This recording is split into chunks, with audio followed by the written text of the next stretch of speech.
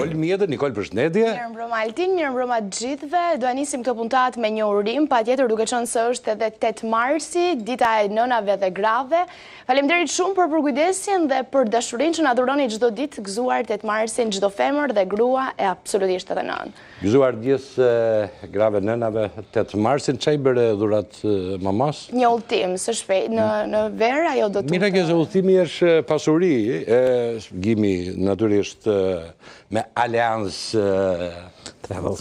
Po, me Allianz Group zakonisht i ka udhëtime të jashtëzakonshme, kështu dhe e di. Po vajte një udhëtim, po ku do të çosh?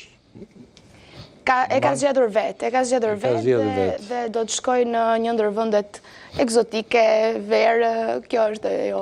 Po, shkon atje. Nuk po e themi konkretisht se për cilën. Nuk shkon, besoj të Allianza, se atje shkon të Allianz Group. Absolutisht. Eldi, përshëndetje. Shkoj me të ftuarit në studio, Eduard Zhupa, trajner futbolli, UEFA Pro, mirëmbrëma dhe mirëserdhët. Mirëmbrëma. Ilirian Adhiu, ish futbollisti kombëtares, mirëmbrëma dhe mirëserdhët. Mirëmbrëma, mirëserdhët. Adhiu, po sikur t'ishe sot i kombëtares dhe t'luaj me Polonin, sa ish, Do kishim vënë më shumë para, po do kishim luajt futboll më dobët. Se tani luaj futboll më dobët? Jo, po të bëj pyetje. Jo përgjigja. Edhe unë, futbolli është më i shpejt sot. Nuk e di, s'ka njëri ta masi atë punë. Agi Mehmeti, CEO i Mati Sport, Allianz Group. Allianz Group, Agi Mehmeti. Mirëmbrëma, mirë se Mirëmbrëma dhe mirëserdhëm. Përshëndetje, Gimi bëhet nami, më kanë thënë për një bilet në udhëtim nga Shqipëria në Varshavë, tani sa ka vajt të nisesh të shkosh?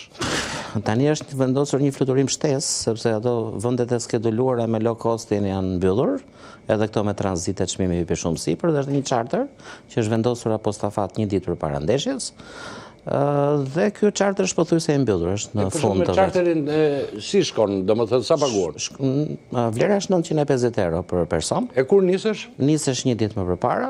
Tani faktikisht një ditë para ndeshjes. Po, ne jemi përgatitur që do fitojmë edhe kemi bërë dhe me hotel me 5 yje, që të ketë mundësi që tifozët ndjen shumë mirë. Me 5 yje ata që do shkojnë atje?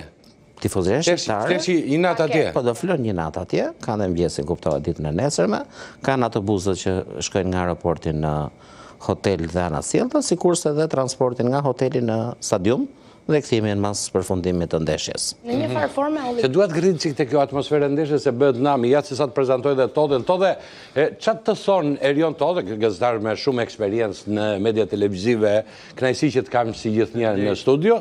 Si është imi, faleminderit. Çfarë thon tifozët? Duan të gjejnë bilet, por nuk gjejnë dot. Ai që do të vejtë ndjekje kombëtaren e bën çdo lloj sakrifice, bile ka menduar që më përpara, e ka prenatuar që më përpara, ka kontaktuar me agjencitë që më përpara, i ka gjetur mundësitë nga më të ndryshmet, kështu që i është justifikuar edhe te familja dhe te puna dhe te gjitha, kështu që po, sigurisht, sepse kombëtari është dashurim vete, nuk ka lidhje me dashuritë e tjera. Kështu që është një kjo është e vetmja pa kushte.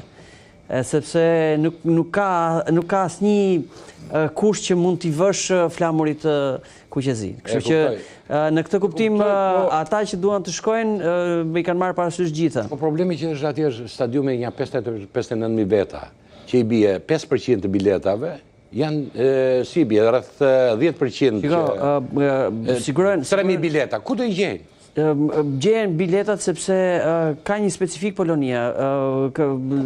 Tifozëria më e flak bëhet midis skuadrave të kampionatit, ndryshe me kombëtaren. Janë çik më të zbutur te kombëtare, kështu që mund të gjejnë tifozët shqiptar ashtu si gjithmonë, mund të gjejnë bileta edhe nga kuotat e vendasve, kështu që nuk është e vështirë.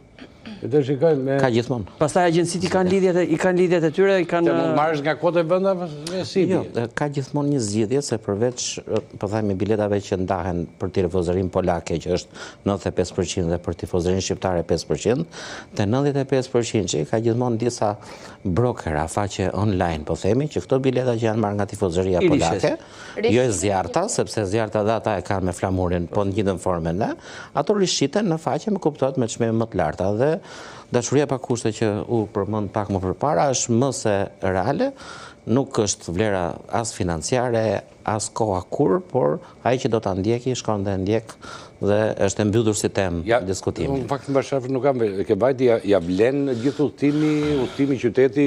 Qyteti është shumë interesant, vetë Varshava. Dhe Polonia hyn te vendet që ekonomikisht ka një rritje fantastike, është nga vendet me ekonominë më në rritje në Europë. Është shtrenjtuar, nuk është më Polonia ekonomike para 5, 7 ose 10 viteve, pra ka i rritjet çmimesh dhe aty, sikurse edhe te ne. Por që është destinacion shumë interesant. Por është e përballur. Është destinacion turistik shumë interesant. Ai interesant. tifozi shqiptar që thot nuk do iki me agjensi, nuk do iki me këto, po do iki vetë, do marr hotelin, domethënë ka. Po, do hyj në njërë nga faqet e brokerave, janë 3-4 faqe globale online. Si gjendet bileta, ja kjo është interesante. Dëgjojeni çik si mund gjeni i bilet. Faqet e brokerave të mëdhej online, momenti që ka mbaruar shitja. Ata që i rishesin biletat dhe i fusin në faqet e brokerave të mëdhej dhe kuptohet. Po si është adresa aty të broker, si bie? Tani bie të bëj marketing. Nuk ti tregoni letë zanatit vëlla. Po pra se duan shumë që të futen. Or bëhet nami për i bilet, më kanë marrë 250 veta, kejnë bilet, orës, ku ta gjej biletën?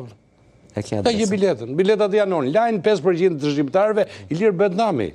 Duan t'ikin shikojnë këtë ndeshje të madhe të ekipit kombëtar. Sigurisht, është ëndër e madhe. Është ëndër e madhe botërore. E paralizuar ndonjëherë, është hera e parë që ne kemi këto pretendime. Patjetër që dashuria pa kushte, siç e tha para Arsi, vendit tatë si vjet do të kushtë. Sa kushton, si kushton, çfarë bën. Vendin tonë thjesht e do dhe nuk pret përgjigje, nuk pret as shpërblim.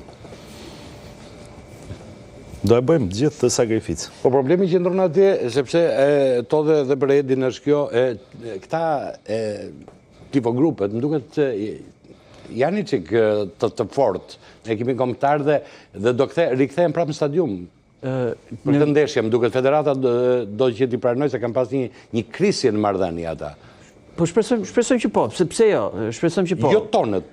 Ata atyre, të polakëve. Sigurisht edhe të atyre edhe tonët, nuk është në i ashtu, po ata që janë më të fort, me qa kam parë unë, se kam qenë edhe në Poloni në ndjekjet kombëtare, ata që janë më të fort në përballet paktën me tifozerinë shqiptare, janë uniformat blu, janë policia, sepse në ato grumbullimet e tifozave të kombëtares, në për ato ambientet, në për lokalet rreth e rrotull të stadiumit, ishte një atmosferë shumë e bukur. Të shikoje shqiptarët që kishin ardhur edhe me autobusa nga Gjermania, nga Ishe me Silvinjo ndeshjen e parë? Po, patjetër. Qa u bëti? Një çmenduri e vërtet, në kuptimin e mirë të fjalës, me atmosferë shumë të gëzuar. Sa veta ishin në stadium, shqiptar? Nuk e numëroj dot. Sepse nuk e kishe një statistik të sakt, sepse kishe njerëz që kishin ardhur, emigrantë shqiptar në Europë, në shtetet europiane, që kishin ardhur me mënyra nga më të ndryshme, me makina private, me autobus të organizuar nga vende të ndryshme, kështu që të gjithë në pritje në kërkimin e një bilete, me premtimin, kishin ardhur me premtimin edhe ata që s'kishin bilet, po të gjithë ishin në stadium. Kështu që sa i përket edhe një herë, përballja nuk do jetë midis tifozërive. Tifozërit do jetë një sigurisht masa të jashtëzakonshme, masa për çështjen e sigurisë si tifozëve tanë ashtu edhe të atyre polak vendas. Nuk besoj që do ketë një përballje, megjithëse janë tifozëri shumë e ashpër ata, kanë treguar edhe kur erdhën këtu në Tiranë në përballjet e tyre e ka fjalën mërkontare. Edhe në Kupën e Europës. Në përballjet e tyre edhe me policinë tonë, të ashpër, të vrazhë, sidomos të ushqyer.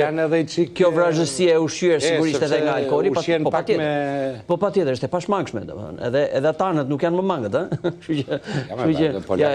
Polakët janë... Kanë standard tjetër.